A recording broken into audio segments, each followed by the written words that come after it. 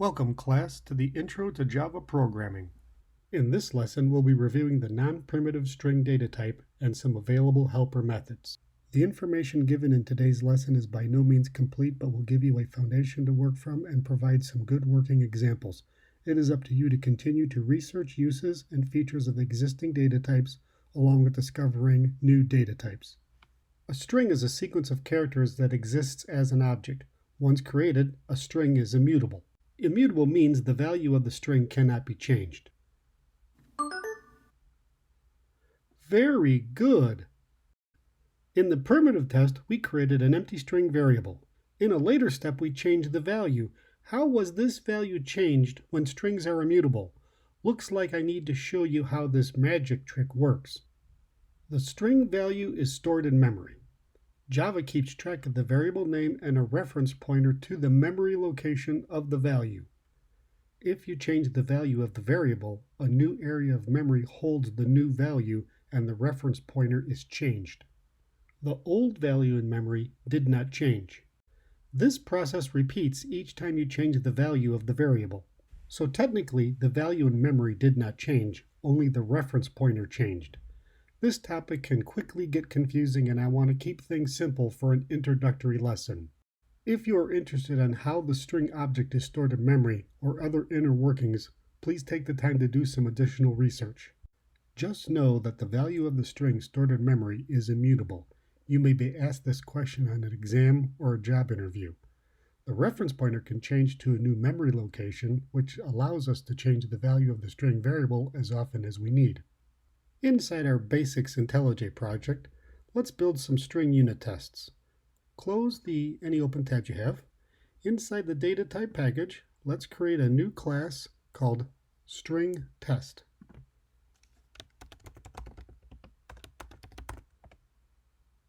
I want to build some tests against a single string value. I would build a private property and initialize the value in a method that is called before each test of this class. The setup method will initialize values that could be used by multiple tests. The @before each is an attribute used by the testing framework to run this method before running a test in this testing class. When should you use a string data type? The string data type is used to hold text values which include numbers, letters, special characters, and other non-visible characters. For now, we'll keep it simple and just use letters and numbers. String data types are good for values like names, email address, mailing address, text descriptions, and much more. The string can hold 0 to many bytes of data. A little over 2.1 billion characters are allowed. Here is the syntax for a string. Declare the data type, the variable name, and the value inside double quotes. We have used some strings in our prior examples, so let's add a few new tests to see some things you can do with the string value. Here's a test that proves the value can be set. Remember, that value was set in the @before each setup method. This test will pass. Here's a test to prove the length is 9. Notice the use of the method after the variable. .length will tell you the number of characters in the string. This test will pass.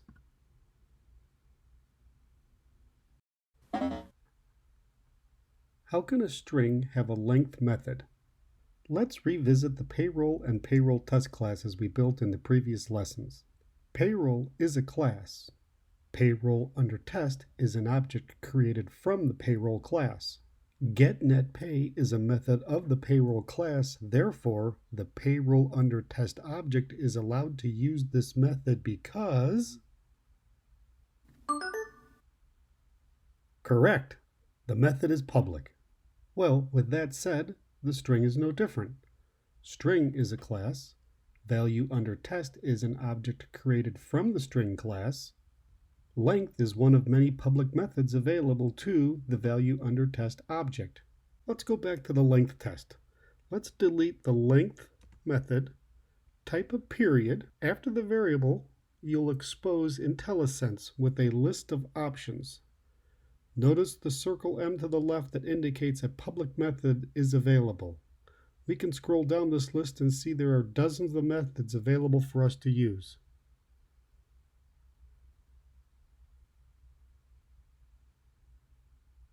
so a string variable has access to all the public methods of the string class. These methods will help us perform additional actions on the string value. Let's set the method back to length. Here is a test to prove that the value can be changed to lowercase letters. Notice the use of dot to lower. This test will pass.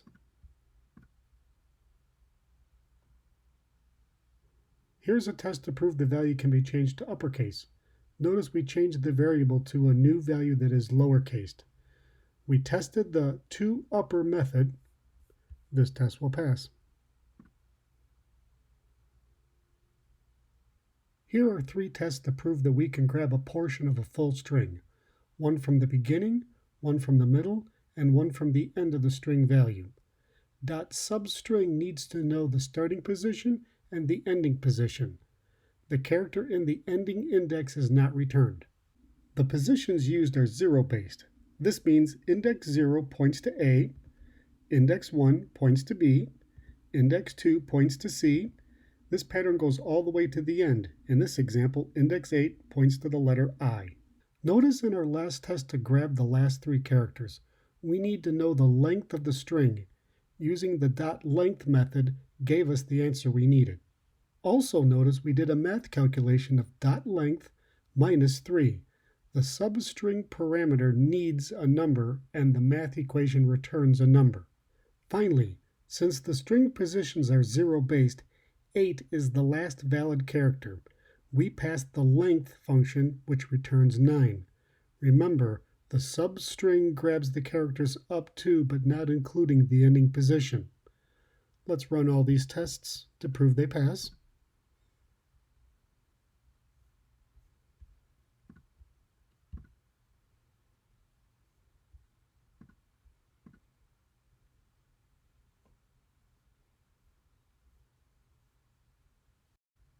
If you discover other uses for a string variable, you could add a test here to prove it works.